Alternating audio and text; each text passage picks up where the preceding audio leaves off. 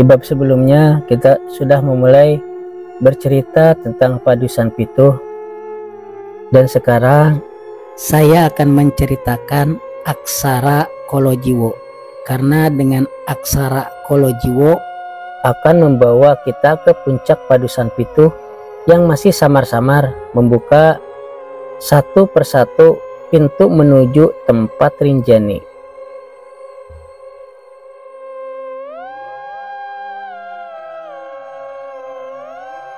Hujan. Sebuah mobil pickup modifikasi tahun 90-an baru saja melintas sepanjang jalan. Sopir tak henti-hentinya memandang jalanan berkelok. Kiri kanan hanya terlihat pohon tinggi besar dengan kegelapan yang menyelimutinya. Semua berjalan lancar sampai terdengar suara gadis menangis.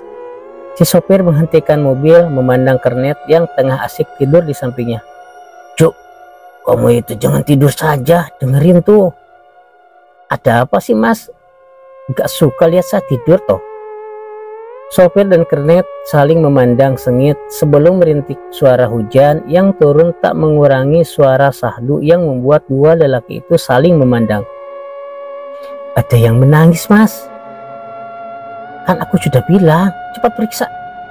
Kernet melangkah turun, berbekal senter besar di tangan. Ia menuju bak tertutup di belakang pickup. Hujan masih turun deras, sementara di samping kiri kanan tak ditemui seseorang manusia satupun. Kendaraan pun tampak sepi meski diselimuti ngeri, namun kernet tetap harus memeriksa. Dengan cekatan ia membuka gembok, namun sekejap ia merasakan perasaan merinding berdiri di tempat ini. Asuk. "Besok kalau aku sudah jadi sopir, kernetku juga akan aku siksa kayak gini," gerutunya. Suara tangisan itu memang berasal dari bak belakang pickup tempat si kernet sedang membukanya. Tiba-tiba, "Gimana? Siapa yang menangis?" "Janco, bentar, ini lagi ku periksa," teriaknya melihat si sopir tiba-tiba muncul. Pintu bak terbuka, si kernet mengarahkan senter ke dalam. Dilihatnya pemandangan itu mencari-cari sampai berhenti di satu titik. Si sopir dan si kernet saling memandang melihat seseorang gadis kecil menangis di antara gadis-gadis kecil lain yang sedang terlelap dalam obat tidurnya. "Halo," kata si kernet. "Sini, kenapa nangis? Takut ya? Sama om aja ya." Si gadis menatap dua lelaki di luar mobil. Ia masih diam memandang bingung. "Namanya siapa? Nanti om kasih permen." "Mayang," ucapnya polos. Si kernet tak menyerah. "Mayang, kalau takut sini," bujuknya. "Kelamaan Jo," kata si sopir tak sabar. Ia melangkah masuk sebelum mengambil sabut tangan di saku menekan hidung si gadis. Tangannya menggelepar berusaha melawan, namun perbedaan kekuatan membuat si gadis tak berdaya. Ia akhirnya terjatuh terlelap dalam mimpi buruknya. Si sopir melangkah keluar sembari menatap tajam rekannya. "Bodoh, besok kalau kerja yang benar." "Lah bos, saya sudah nuruti mulutmu, sudah tak?" Belum selesai bicara, si sopir berteriak, "Tae, masuk!" Si sopir dan kernet masuk kembali ke dalam mobil setelah menutup bak belakang. Mobil kembali melaju tenang tanpa mereka sadari. Di antara anak-anak itu ada satu yang masih terjaga. Ia tahu apa yang terjadi bila ia menunjukkan dirinya dalam kondisi terjaga. Mana mereka dibawa? Mobil berhenti di sebuah jalan setapak. Sudah berkali-kali mereka bertemu dengannya, namun tempat pertemuan selalu berubah-ubah. Si kernet menatap si sopir. "Mas, sudahi saja, jangan berurusan sama manusia kayak gini. Kamu gak tahu kan mau diapakan anak-anak ini?" "Diam saja, aku gak peduli soal itu, yang penting duitnya banyak." Tak berapa lama terlihat seseorang muncul. Ia mendekati mereka dengan kereta kuda. Di atasnya ada seorang lelaki tua yang mengenakan penutup kepala. Dia yang sudah ditunggu oleh mereka. "Sudah siap anak-anak, tangan kanannya sudah datang." Lelaki tua itu turun memandang si sopir tajam sebelum pandangannya beralih pada mobil tua itu. "Benda rongsokan gini buang saja," katanya. Si sopir hanya mengangguk sembari menyesap rokok. "Kirimannya aman," si sopir mengangguk lagi. Tiba-tiba entah ada apa di tengah hujan turun, si lelaki tua itu seperti mencium sesuatu sebelum memandang tajam si sopir. Aku tidak butuh anak lelaki, bodoh. Maksudnya bagaimana, Mbah? Saat itulah mereka menuju tempat si kernet berada. Di sana lelaki tua itu masuk sebelum menarik rambut panjang salah satu anak yang tengah pura-pura tidur. Anak lelaki itu merintih kesakitan.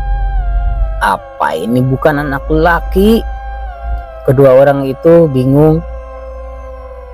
Ini berarti yang kalian bawa cuma 6. Dua orang itu saling berbisik. Itu gimana ceritanya? Kok bisanya anak lelaki yang kau bawa? Rambutnya panjang, bos. Ya, aku kira perempuan. Si sopir tampak geram sembari memasang wajah sengit. Terus, gak kamu periksa lebih dulu dia punya perkutut atau tidak? Si kernet tampak bingung. Ora bos, waktunya mepet soale. Ngaten mawon, Bah, ucap si sopir. Anda bayar berapa saja saya terima. Si Mbah menatap tajam sebelum tersenyum licik. Lalu si anak lelaki ini buat apa? Si sopir terdiam sebelum mengambil parang di mobil. Si sopir mendekati anak lelaki itu, menjambak rambutnya sebelum menghunus parang tepat di tenggorokan. Si kernet membuang muka, ia tak tega melihat pemandangan itu, sementara si lelaki tua mengamatinya tampak seperti menikmatinya. Hujan turun semakin deras. Sudah, biar aku rawat anak ini biar jadi penerusku.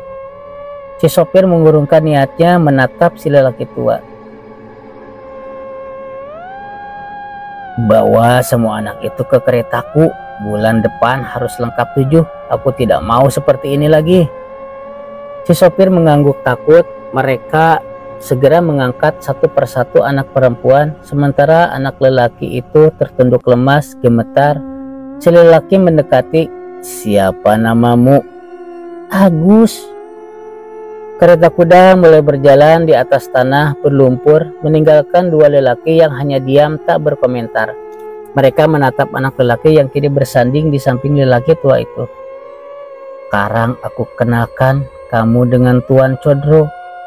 Kereta kuda berhenti, si lelaki tua turun sebelum menggandeng Agus kecil. Tak berapa lama orang-orang lain yang mengenakan pakaian putih mendekat mengangkat satu persatu gadis kecil dari kereta kuda. Agus kecil hanya bisa mengamatinya tanpa tahu kemana anak-anak itu akan dibawa. Sudah malam nak, tidur ya, besok saya ajarin cara hidup di rumah ini. Pintu tertutup, si lelaki tua itu pergi, sementara Agus menatap seorang wanita berambut panjang tengah mengamatinya dari langit rumah. Sementara itu pagi sudah datang, si lelaki tua mendatanginya kembali. Agus menceritakan semuanya, namun si lelaki tua itu tertawa. Itu namanya jagrang, gak apa-apa, hanya menampakkan diri, gak akan memakanmu. Lelaki tua itu memperkenalkan dirinya. Namaku Mbah Ratno, panggil saja Mbah Kakung. Aku hanya abdi dalam rumah Codro, kerjaku cuma ngurus kuda. Mbah Ratno tertawa bercerita banyak hal kepada Agus kecil tentang rumah ini, tentang siapa saja abdi dalam lain, hingga sampai ke titik terakhir yang membuat Agus kecil penasaran. Kalau malam jangan keluar kamar ya nak, karena ada Rinjani. Agus kecil yang masih sulit untuk bicara tak berani bertanya. Wajah Mbah Ratno tampak ngeri saat mengatakannya. Tiba-tiba terdengar suara tawa anak perempuan. Agus keluar dari kamar, dilihatnya anak-anak itu bermain. Agus ikut berbaur, berlarian kecil bersama anak-anak perempuan lain. Namun Agus kecil merasa janggal, pasalnya ketika ia dan anak lain bermain, semua lelaki dewasa yang mengenakan pakaian putih dengan penutup kepala mengawasi mereka. Meskipun tersenyum, namun Agus tetap merasa aneh.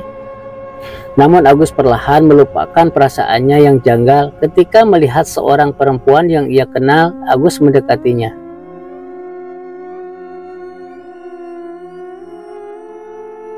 Kan sudah kubilang jangan nangis, kata Agus. Perempuan itu menoleh, ia berdiri menatap Agus. "Agus," katanya lirih. Mayang dan Agus bermain hampir seharian. Semua berakhir ketika lelaki-lelaki yang menjaga mereka mengatakan hari hampir gelap. Agus dijemput oleh Mbak Ratno. Tak ada yang aneh di rumah ini sampai-sampai Agus sendiri lupa bila dia punya rumah sendiri. Tapi ketika malam, rumah ini seperti menyimpan kengerian sendiri. Seperti ada sesuatu yang hidup di kegelapan dan baru keluar ketika malam datang. Agus meringkuk di dalam selimut. Ia mendengar suara wanita tertawa cekikikan dari luar ruangan. Terkadang mereka ikut masuk melotot menatap Agus sendirian. Tak hanya satu, namun banyak sekali makhluk seperti itu di sini. Mereka melayang, kadang hanya mengintip dari celah almari, dari langit-langit, dan semakin Agus takut, mereka semakin senang. Namun suatu ketika Agus pernah melihat mereka ketakutan saat suara itu datang. Suara itu parau nyaris seperti suara yang tengah sekarat. Bila didengarkan dengan telinga membuat Agus menggidik ngeri. Namun tak hanya dirinya, semua jagrang lenyap pergi. Sejujurnya Agus pernah hampir keluar dari kamar sebelum ia merasa suara itu begitu dekat mendekatinya. Agus mengurungkan niat. Ia meringkuk di bawah meja memandang pintu dan sosok itu melewati kamarnya. Bayangannya begitu hitam. Ia berjalan seperti seseorang yang pincang. Namun satu yang tidak akan pernah Agus lupakan, bayangan itu begitu panjang seperti tak habis-habis. Di sisi lain, pagi kembali, Agus bermain dengan yang lain lagi. Namun aneh, setiap hari terkadang satu persatu perempuan yang datang berkurang. Namun anehnya tak ada satupun dari mereka yang merasa kehilangan. Kecuali Mayang, ia lebih sering murung sendirian. Hari itu datang, Mayang tak lagi terlihat di antara yang lain. Agus menemui Mbah Ratno di kandang kuda, namun lelaki tua itu seperti tak peduli. "Gak usah diperdulikan, besarkan aja kemaluanmu biar bisa segera tak ajarin." Namun Agus tak menyerah. Malam itu ia berniat mencari Mayang. Mbah Ratno pernah bilang jangan pernah keluar dari kamar karena tak seorang pun berani untuk keluar. Itu artinya Agus bisa leluasa mencari di mana Mayang berada. Ia mendekati pintu saat suara tertawa itu muncul. Agus melihat sosok jagrang di depan matanya. Kulitnya putih pucat dengan rambut sepinggang yang menggeleng seakan memberitahu agar Agus tidak pergi. Namun Agus menolak. Ia ingin tahu rumah apa ini dan di mana Mayang dan perempuan-perempuan lainnya. Agus keluar. Hening. Setiap Agus melangkah terdengar lantai kayu berderit. Agus tersadar sesuatu bagaikan sosok itu bisa berjalan tanpa suara sepertinya. Agus menyusuri lorong, namun ia tak menemukan apapun selain kegelapan di mana-mana. Tak ada satupun lampu. Patromak dinyalakan. Tiba-tiba sekelebat seorang perempuan berlari menatap Agus dari jauh. Ia tersenyum kepadanya, memanggil-manggil. Agus pernah melihatnya. Dia salah satu perempuan yang hilang. Namun saat Agus mendekat, perempuan kecil itu lari lenyap di balik tembok kayu. Agus terdiam. Hal itu terjadi terus-menerus. Mereka muncul dan menghilang, kemudian tertawa terbahak-bahak menertawakan Agus. Sampai akhirnya Agus melihat anak itu menunjuk sebuah pintu. Ia mengangguk sembari tersenyum. Sebelum pergi lagi, Agus mendekati pintu itu. Ia mencium aroma bangkai. Agus membuka pintu. Di baliknya ada anak tangga. Meski ragu, namun Agus sudah bertekad untuk mencari di mana keberadaan Mayang. Ia menuruni anak tangga. Di bawah Agus melihat banyak sekali rumput pakan kuda. Agus tak mengerti tempat macam apa ini hingga ia melihat pintu lain. Terdengar suara berkisik di balik pintu, membuat Agus semakin penasaran. Ia mengamati tempat itu sebelum menemukan lubang di tembok. Agus mengintip dari lubang itu. Di dalamnya ada seorang wanita tengah duduk di kursi. Di belakangnya ada seorang yang tengah menyisir rambutnya. Hal yang membuat Agus tersentak kaget adalah saat Agus tahu ruangan itu dipenuhi gumpalan rambut yang begitu banyak. Agus tercekat mundur. Ia mencoba mencerna apa yang baru saja ia lihat sebelum kembali mengintip saat di depannya wanita itu ikut mengintip dirinya. Agus sontak berlari dari tempat itu, namun pintu terkunci secara tiba-tiba. Dan dari belakang sosok itu mendekat. Agus berteriak-teriak meminta siapapun membukakan pintu. Namun tiba-tiba sosok itu melotot dengan mulut menganga terus-menerus mengeluarkan darah hitam kental. Ia menunjuk Agus sembari berteriak parau, "Siapa kamu, nak?" Entah apa yang terjadi, Agus mulai menangis dan dari bola matanya darah merembes keluar diikuti hidung sampai mulutnya. Ia mendekati si wanita sebelum menunduk merengkuh kakinya yang cacat. Rasa nyeri yang Agus rasakan begitu menyiksa. Untuk anak sekecil itu, Agus hanya bisa meronta-ronta seperti ia dikuliti dalam keadaan sadar. Karena ia kemudian menggaruk wajahnya terus-menerus, tak peduli kuku jarinya mulai patah satu persatu. Tiba-tiba terdengar suara yang ia kenal. "Dia teman saya, Ibu." Sosok wanita itu berhenti, sementara Agus masih berkutat di kepalanya. Ia terus menarik kulit wajahnya, menariknya hingga ada sentuhan yang ia kenal. Ia terus berbisik, "Kamu ngapain, Gus? Gila kamu, apa nggak ada yang kasih tahu?" Tak beberapa lama pintu terbuka dan suara lain yang Agus kenal datang. Ia mengangkat tubuh Agus sebelum membawanya pergi dari tempat itu. Namun Agus mulai menggelepar karena kulitnya masih terasa terbakar. Agus tak bisa melihat apapun.